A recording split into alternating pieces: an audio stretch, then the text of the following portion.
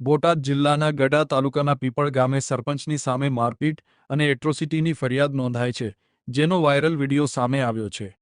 પીપળ ગામના કિશોરભાઈ બથવારે ગામના સરપંચ બચુભાઈ ચોહલા વિરુદ્ધ ફરિયાદ નોંધાવી છે.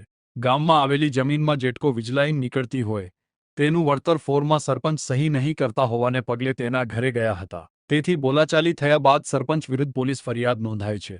કે બસુભાઈ અમારે અરે આડોડાઈ કરે છે ને મારે ટીડીઓ સાહેબમાં અરજી દેવાની છે. દેવાની છે ને તો મુંબઈ વાળાને બોલાવજો હો ભાઈ. તમારે અરજી દેવાની હોય ને આરટીઓ કરવાનું. આરટીઆઈ નો બાપો કને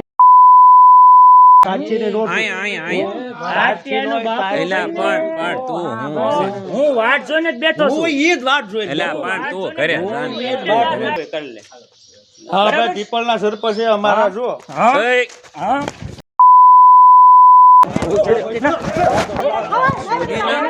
એમ નહીં આ કાગળિયા હું કામ ફાડવા પડે અને મારવા વાળી પાદરી કરે છે એટલે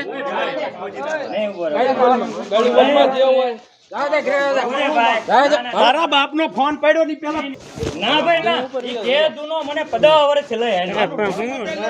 બરાબર છે. ના ના આનું છૂટું ઉતારી લેતા કાકા ફોન નાખી દીધો છે અને અત્યારે એના ઘરે બોલાવીને મારવા ધોડ્યો. આ દલિત સમાજ ઉપર આવડા આવી રીતે હેરાન કરે છે દલિત સમાજને. બરાબર આ સરપંચ છે ફૂલ વિરોધી છે.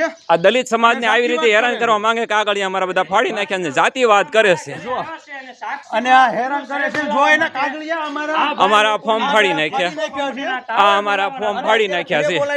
આ સરપંચ પોતે હાલો અમારી ઉપર એને હુમલો કર્યો છે, ફોન ભાંગી નાખ્યો છે. સાક્ષીમાં નરેશભાઈ સાક્ષી છે. આ બધા સાક્ષી બરાબર છે.